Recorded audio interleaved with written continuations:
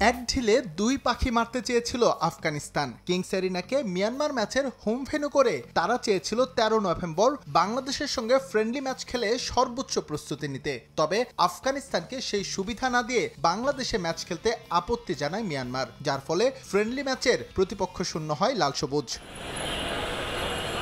তবে ভারতের বিপক্ষে এশিয়ান কাপের বাছাই ম্যাচ খেলার আগে প্রস্তুতিতে কোনো ঘাটতি রাখতে চায় না বাফুফে। প্রতিপক্ষ হিসেবে এরই মধ্যে মৌখিকভাবে সম্মতি দিয়েছে নেপাল। তারপরও শক্তিশালী প্রতিপক্ষের খোঁজে ফেডারেশন। আলোচনা চলছে আফ্রিকার দেশ মোজাম্বিক আর কেনিয়ার সঙ্গে।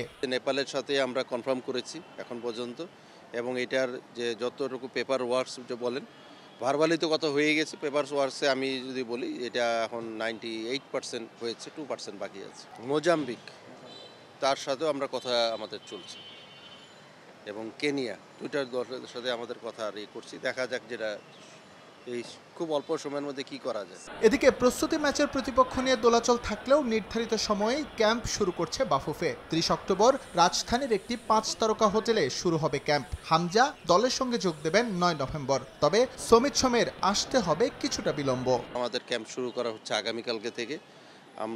আপনারা জানেন যে বসুন্ধরা টিমও কুয়েতে আছে, তো তারা আসলে হয়তো 2 দিন পরে আমাদের ক্যাম্পে জয়েন করবে। আমরা আসলে লাস্ট স্কোয়াডটা নিয়ে কাজ করছি। লাস্ট যে আমাদের ফিফার ছিল সেই প্লেয়ারদেরকে নিয়ে আমরা কাজ করছি।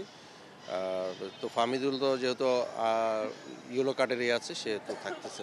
হামজা, সমিত, এদের প্ল্যানটাই হচ্ছে আমাদের ইন্ডিয়ার ম্যাচকে নিয়ে, তো সেই অনুযায়ী তাদের সাথে আমাদের কথাবার্তা চলছে। কার্ড নিষেধাজ্ঞায় এই ম্যাচ খেলতে পারবেন না ফাহমেদুল ইসলাম। তার পরিবর্তে অন্য কাউকে ট্রাই করবে বাফুফে। প্রথমবারের মতো প্রাথমিক দলে দেখা যেতে পারে কিউবা মিচেলকে।